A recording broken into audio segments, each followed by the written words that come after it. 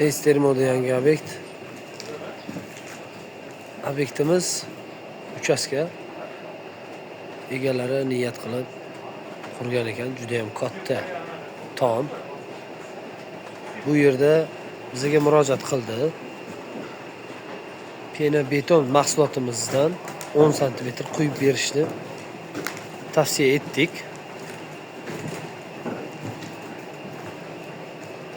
Ko'rishingiz mumkin.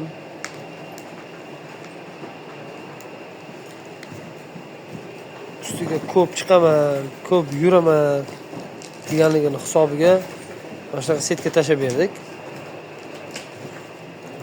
To'sinlar chirib ketmasligi uchun zafsan membranamizni to'shab ustidan 10 sm pena beton mahsulotimizni quyish jarayoni mana akalar. Jilka tortib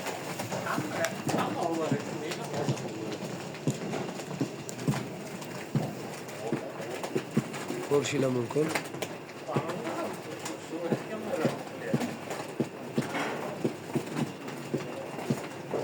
Boshladik mana ish, xudo xolasa.